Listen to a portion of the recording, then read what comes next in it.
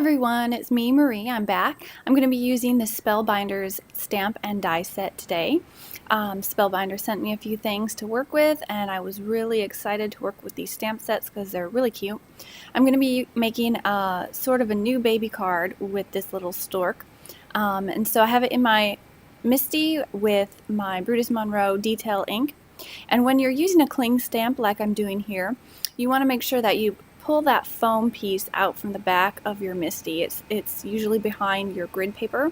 That gives you a little bit more room to go ahead and stamp your stamps because the cling stamps already have the foam on them. Now I'm going to be coloring this image with my Stylefile alcohol ink markers.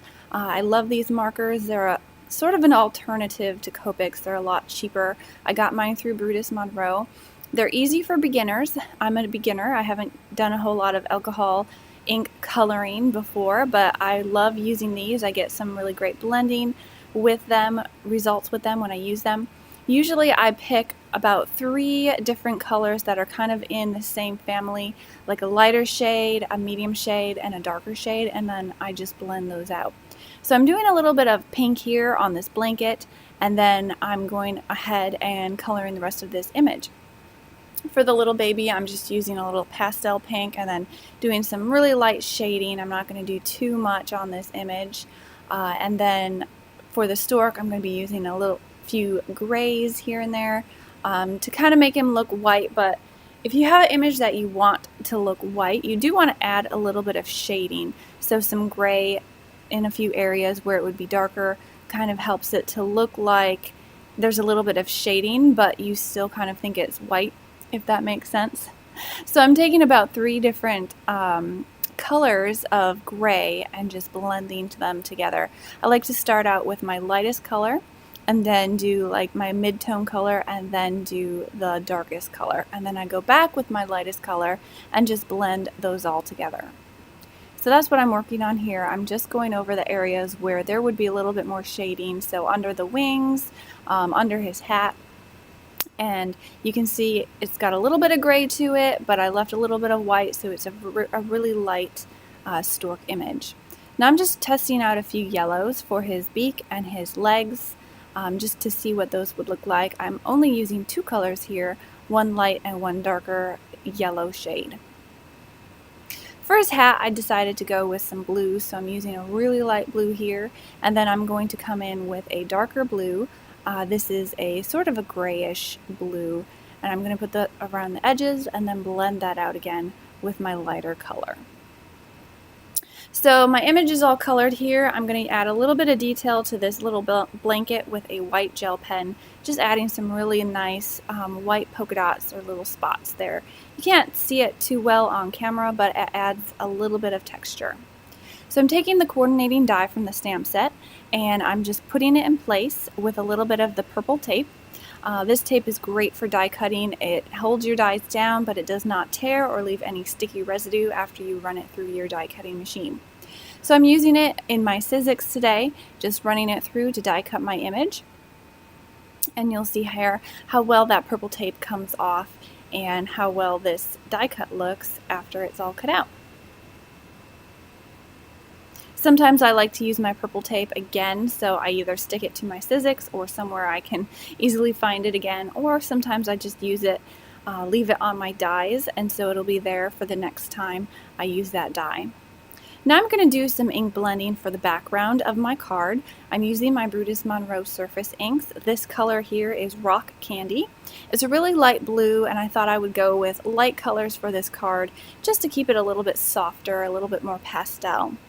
So along with the Rock Candy, I'm using Speckled Egg, and this is sort of a greenish blue, and it's become one of my favorite Brutus Monroe colors. I'm just blending these 2 colors together to try to get sort of a gradient sky.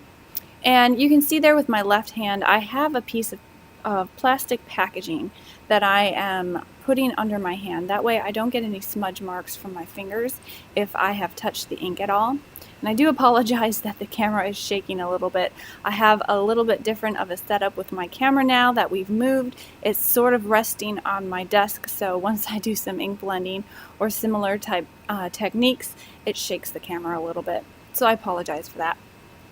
Anyway, so now I'm taking some sidewalk. This is a light gray, and I have cut out those clouds from the coordinating dies as well. Same way, used it with my Sizzix and a little bit of white cardstock and just die cut those. I'm adding a little bit of this gray sidewalk ink to the bottom of the clouds just to help them stand out a little bit and give them a little bit more dimension. Again, I'm just leaving these colors really soft, really light, just to kind of coordinate with the overall theme of this card.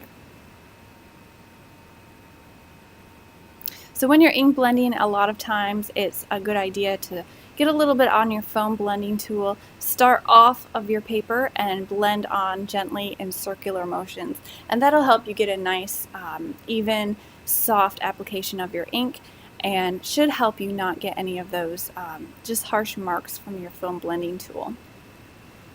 Now that I have those clouds all inked up, I'm going to go ahead and grab the stars from this die set as well. Die cut those. I die cut a number of them, and now I'm using some Hayride Brutus Monroe ink. And this is a really soft yellow. I thought it would look nice on these stars, so I'm just going ahead and I'm blending them on my stars really gently. Sometimes it's a little bit tricky to blend on smaller die cuts. I just use the tip of my fingernail to kind of hold them down and then blend on a little bit of that color. You can also just rub the ink pad onto your die cuts if you'd like, but that gives you a bit darker of a color, and I wanted to keep these light, so I went with my blending tool. Now that last star that I didn't color, I knew I was not going to use, so I grabbed my little dish here and I just dropped it in there. Sometimes I like to keep those little die cuts in a little dish on my desk, so I have some on hand if I just want to throw them on a project later. So I'm just kind of going now and arranging all my little die cuts and figure out where I want them. Once I have them where I want them, I'm going to go ahead and try to build the rest of my card. So I am looking at which sentiment I'm going to use. I wanted to use that congrats on your new arrival, and I'm trying to figure out where I think it would fit best. I could just stamp it down at the bottom, but I kind of like it up with the rest of my die cuts. So I decided to go ahead and use some of my Brutus Monroe Alabaster embossing powder, and I'm taking a piece of vellum. I have just a piece of plain printer paper that I folded in half that I've put behind my piece of vellum, and now I'm inking up my stamp with some Versamark ink. This is just a clear sticky ink that will hold your embossing powder in place as you heat it. So I'm just using that with my sentiment. I'm going to go ahead and stamp it on. You can see I kind of slipped with my stamping block. I was trying to see if I got any of that ink on the paper, and later on you'll see that I did. It's kind of hard to see because this ink has no color, it's just clear. But I decided to go ahead and see if I could make this work anyhow. So I apologize that my head is in the way. I have to look over my project to make sure it's lined up, and so my head just kind of popped into the camera there. But after I have my sentiment inked up, I go ahead and just stamp it on my vellum, and then I'm going to grab my Brutus Monroe Alabaster embossing powder and sprinkle that on. Now this embossing powder is very fine, so it should work with smaller sentiments like this one. It gives you a really nice embossed image, and I love this powder, and it's one of my favorites, and I pretty much use the Brutus Monroe embossing powders exclusively now. So you can see there where that little bit of embossing powder stuck to where I had kind of slipped with my stamp block, and I just brushed that away with a little dry paintbrush, and then I went ahead and heat embossed it. I'm just cutting out my sentiment strip here with my straight edge cutter, and I'm going to go and try to figure out where this sentiment looks the best. So I'm just playing around with it, trying to figure out where I want it to go, and I decided I wanted to kind of slip it between these two clouds. So I'm going to go ahead and adhere my card base down, my card front down to my card base, which is an A2 size card. So it's cut down to 4 1/4 by 5 1/2, and it opens on the top.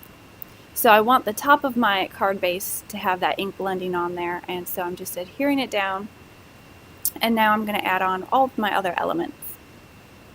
Bringing in all my die cuts.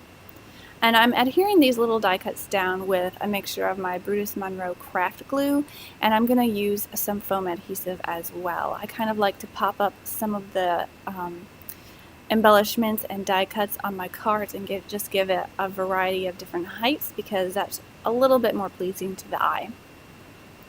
So once I know where I want all of my clouds, my sentiment here, I'll show you how I adhere down my little vellum strip. I'm taking my Zig glue pen and I'm just adding little dots of glue behind my embossed sentiment.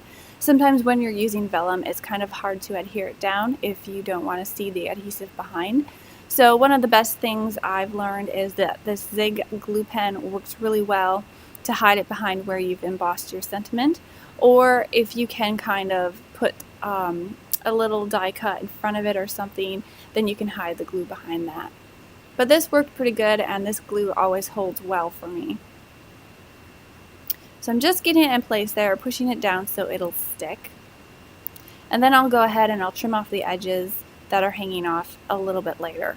So I'm trying to figure out where I want the rest of my little die cuts. I'm going to put this cloud on some foam adhesive to sort of pop it up in front a little bit. And I like this foam adhesive because you can just tear it with your fingers. You don't necessarily need to use your scissors. Sometimes using your scissors with foam adhesive gets a little bit of sticky residue on your blades. So I'm just pushing that down, making sure it adheres securely, and then I'll go ahead and I trimmed off those edges that were hanging off. Now I'm going to be cutting a few of these little foam pieces for my stork image. I have all my stars adhered down as well, a few of them with some foam adhesive and the rest of them with Brutus Monroe craft glue. I did want to put this stork on some action wobblers. I thought that would be cute, but I could not find them. They are packed away somewhere in my craft supplies, and just after this move, everything's a little bit out of place, so I'm still going through all my craft things and finding all of my supplies.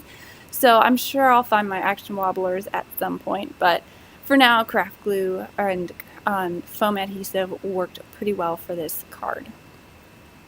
So I have my little stork all adhered down there, all of my other little die cuts, and I thought I just needed a few little embellishments to finish off this card. So I'm taking some of my Nouveau diamond sequins. I picked up these as a sample at Creativation back in January, and I really love these little sequins. They're tiny. They seem to pick up any kind of color that you're working with. The bigger sequin is not part of these sequins. That was from a different mix, but I threw it in there because it was kind of the same color. But I liked that I had a little variation in the sizes of the sequins. Now I'm just adding my sequins to the front of my card with a little bit of glossy accents. This glossy accents, it dries clear, but it's a really super strong adhesive as well. So sometimes when you're using it behind sequins, or especially clear sequins, it's kind of a nice glue to use because since it dries clear, you won't see it from behind the sequins. As a last finishing touch, I took a little bit of this baker's twine. It had a light gray in it, which I thought matched pretty well with the clouds and the color I used on the stork. And I'm just going to adhere that to this cloud using a little bit of that glossy accents as well. And that finishes off the card for today. So I hope you enjoyed this video. I hope it gave you some tips and inspiration. If you'd like to see some more details on this card, some more brands that I've used, more photos, go to my blog and check that out. I'll also have some links included for all these products if you're interested in looking into them. Otherwise, thank you so much for stopping by and watching. Please make sure to like and comment and subscribe if you would wish. Otherwise, I will just catch you next time and have a great day. Bye.